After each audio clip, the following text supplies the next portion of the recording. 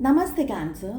मैं उम्मीद करती हूँ कि आप सभी अच्छे हैं, अपनी लाइफ में ग्रो कर रहे हैं, प्रोग्रेस कर रहे हैं। Sending you lots of prayers and best wishes from my side. Please take care, stay safe. Will my ex return, इसी टॉपिक पे हम रीडिंग कर रहे हैं।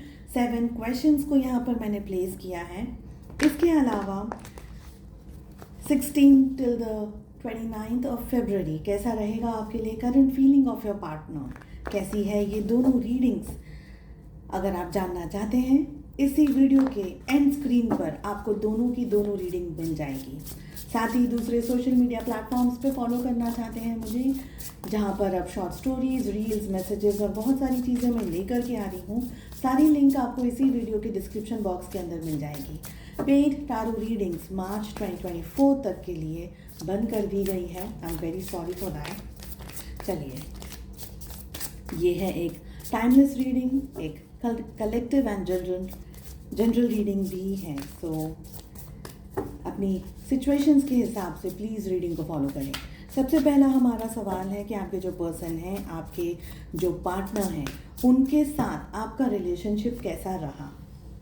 Okay, second card, second energy है। इस समय क्या चल रहा है आप दोनों के रिलेशनशिप में। आपके जो एक्स हैं, उनकी करंट फीलिंग्स आपको लेकर के क्या है। आपकी एक्स आपके बारे में क्या सोचते हैं, क्या फील करते हैं, कुछ इमोशंस हैं या नहीं हैं। रिकंसिलिएशन के बारे में या रीयूनाइट होने के बारे में आपके एक्स क्या सोच रहे हैं। आप क्या कर सकते हैं इस एंटायर सिचुएशन में, कुछ मदद कर सकते हैं या नहीं। एक टाइम पीरियड आपको डिसाइड करना है। इस टाइम पीरियड में क्या ये पर्सन आपके तरफ वापस आएंगे, क्या आप लोगों का रीयूनियन होगा। टाइम पीरियड 1 साल से अंदर अंदर का ही आपको रखना है। चलिए, ज़रूरत हुई तो मैं कुछ कार्ड्स को क्लैरिफिकेशन के लिए पूछूंगी, otherwise we are good to go. First सवाल, आप लोगों के पास्ट में क्या हुआ है, what is the history. The empress आ रहा है यहाँ पर। आप में से बहुत सारे लोग एक मैरिड कपल हैं, आप और आपके पार्टनर दोनों एक दूसरे से मैरिड हैं। एक सिचुएशन, सेकेंड सिचुएशन, आप दोनों में से कोई एक पर्सन किसी और से मैरिड है और बच्चे हैं। ठीक है, क्लैरिफिकेशन मैं करना चाहूँगी एम्प्रेस को एक बार। मुझे लग रहा है यहाँ पर कमिटमेंट इश्यूज हैं। आपके पार्टनर आपको कमिटमेंट नहीं दे पाए। मैजिशियन, आपके पार्टनर आपको कमिटमेंट नहीं दे पाए, ये एनर्जी आ रही है। All 12 zodiac signs are there in the reading. आपके पार्टनर और आपके रिलेशनशिप में बहुत सी चीज़ें बस हो गई, घटित हो गई। उसको उसका ब्लेम, उसका कुछ समझ में नहीं आया था। उनको भी समझ में नहीं आया कि करना क्या है, आपको भी समझ में नहीं आया कि करना क्या है। ओके, चीज़ें इस तरीके से होती चली गई, जैसे हम कहते हैं ना कि जब गिर रहे हैं तो गिरते ही चले गए, गिरते ही चले गए, कुछ बचा ही नहीं है। कोई कुछ रोकने के लिए नहीं था, कोई स्टॉप करने के लिए नहीं था, कोई समझाने के लिए नहीं था। मुझे ये भी एनर्जी आ रही है कि आप जिनके लिए इस रीडिंग को देख रहे हैं, उनके और आपके भी बच्चे हो सकते हैं एक दूसरे के साथ में। ओके, आप दोनों के रिलेशनशिप में पास्ट में आप अपने आप को भूल करके, अपने खुद को भूल करके आप इस पर्सन के पीछे बहुत स्ट्रांगली अट्रैक्टेड थे। ये पर्सन ने बहुत ही कैलकुलेटिव डिसीजंस लिए हैं, बहुत ही मैनिपुलेटिव तरीके से आपके और अपने रिलेशनशिप को इन्होंने चलाया। आपके पर्सन का जो नेचर है, जो स्वभाव है, वो इस तरीके का है कि रिलेशनशिप में ज़्यादातर जो उनको कंफर्टेबल लगता है या ज़्यादातर उनको जो चीज़ें पसंद आती हैं वही सही है। एक समय ऐसा आया आप दोनों के बीच में कि ये रिलेशनशिप और आगे नहीं बढ़ सकता था, आगे नहीं चल सकता था, क्योंकि आप बहुत ज़्यादा टायर्ड हो गए थे इस रिश्ते से।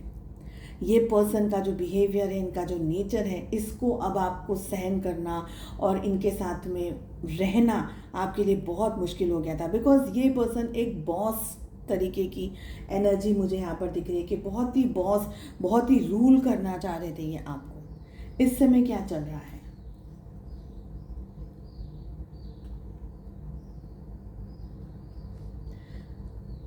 नो कांटेक्ट है आप दोनों के बीच में। आप लोग दोनों अलग अलग जगह पर, अलग अलग सिटीज़ या अलग अलग शहरों में शिफ्ट हो गए हैं, ये भी दिख रहा है।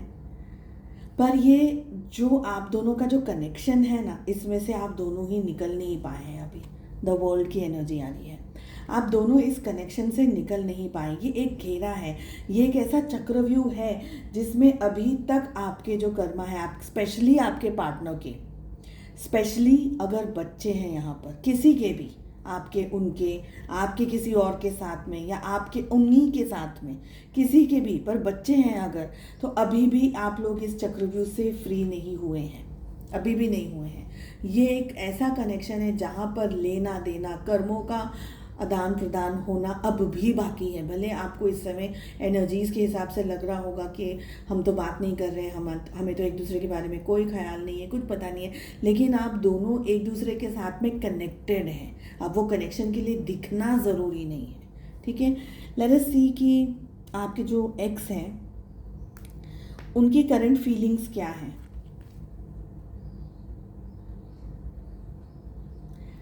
ये आपकी तरफ आगे बढ़ना चाहते हैं, बैक ऑफ द माइंड इनकी यही जो स्टोरी है।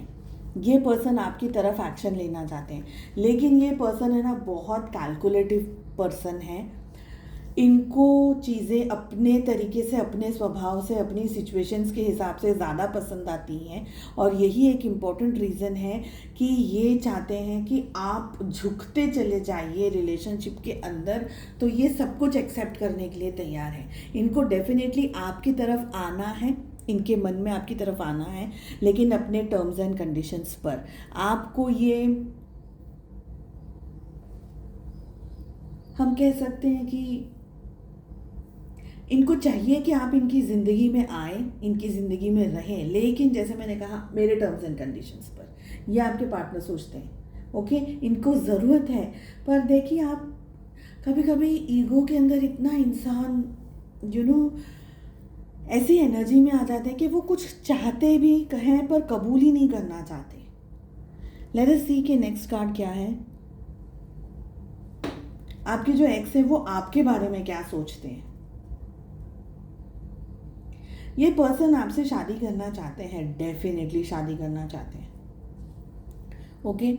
ये पर्सन को आपके साथ में रिश्ता चाहिए, मोहब्बत चाहिए, प्यार चाहिए, लेकिन जो भी चाहिए वो आप समझ जाइए, इनको बोलना नहीं है अपने मुंह से कुछ भी, इनके एक्शन से इनको कुछ नहीं बोलना है, इनके स्वभाव से, इनके व्यवहार से ये कुछ बोलना नहीं चाहते, बस आपको समझ जाना है सब कुछ।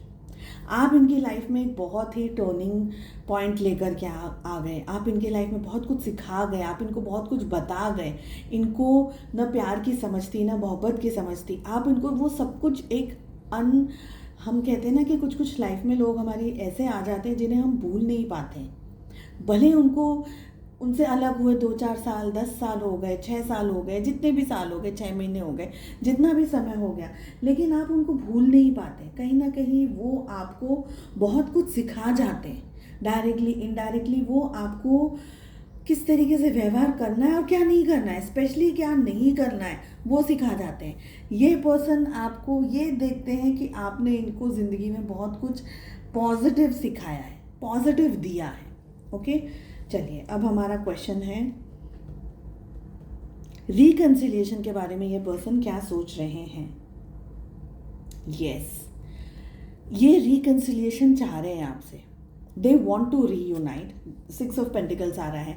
दे want to come, they want to talk, they want to have commitment अगर देना चाहते हैं, मैरिज अगर पॉसिबल है आप लोगों के बीच में, तो ये सब कुछ करना चाहते हैं पर्सन, ओके।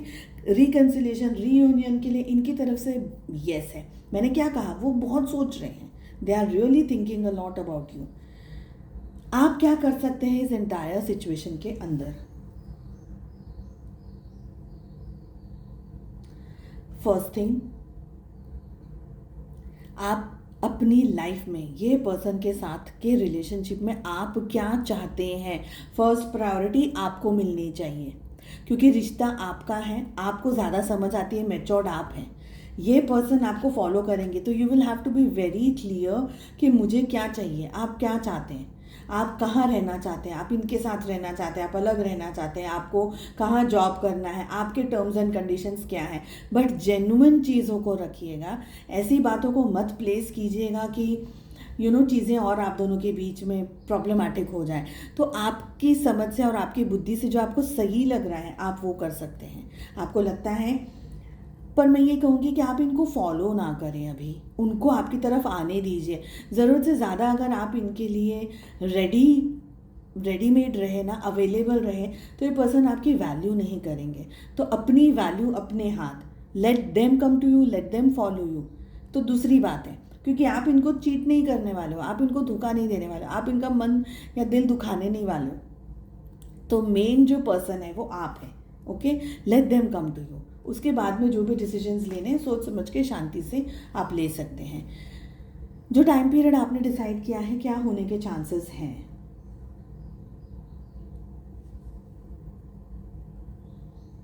आप लोगों के रिलेशनशिप में काफ़ी सारे लोग हैं जो आप लोग के रिश्ते में आग लगाने की कोशिश कर रहे हैं, आपको भड़काने की कोशिश कर रहे हैं, इनको भड़काने की कोशिश कर रहे हैं। ओके, सेकेंड चीज़ है, ये लोग नहीं चाहते हैं फॉर एनी रीज़न कि आप लोग दोनों साथ रहें, एक हो जाएं। स्पेशली बच्चे हैं तो बच्चों पर गलत असर पड़ेगा, ये व्यक्ति का स्वभाव ऐसा है, इनका अपब्रिंगिंग ये है, ये इतना समय चला गया एंड बहुत सारी बातें चल रही होंगी। तो कोई ऐसे लोग हैं जो नहीं चाहते आप लोगों के बीच में कि आप लोगों की सुलह हो जाए। बट अगेन मैं ये कहूँगी कि आपकी हर एक की जर्नी अलग अलग है, आपका जो पर्सन है उनका व्यवहार, उनका स्वभाव, आपका स्वभाव और सारी सिचुएशन बहुत अलग है। तो प्लीज़ अपनी सुबुद्धि से आप चीज़ों को देखिएगा। ओके, आपने जो टाइम पीरियड डिसाइड किया है, इस टाइम पीरियड में आप दोनों के बीच में मिसअंडरस्टैंडिंग करवाई जा सकती है। ब्लेम करना एक दूसरे को समझना नहीं, या इनका आपको नहीं समझना, ऐसी सारी एनर्जीज हमें दिख रही हैं। लड़ाई हो सकती है, झगड़े हो सकते हैं, फसाद हो सकता है, अगर सही तरीके से चीज़ों को नहीं समझा और नहीं किया। अभी की एनर्जीज ये दिख रही हैं।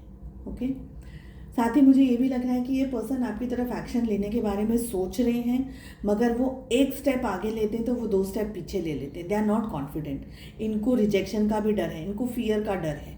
ओके, इनको ये भी डर है कि आपकी लाइफ में जो लोग हैं, आपके वेल विशर्स, आपके पेरेंट्स या जो भी आपकी लाइफ में लोग हैं, वो इनको अब एक्सेप्ट नहीं करेंगे और आप इनको दूसरा चांस नहीं दोगे। तो ये पर्सन इस एनर्जी के अंदर भी उलझे हुए से हैं।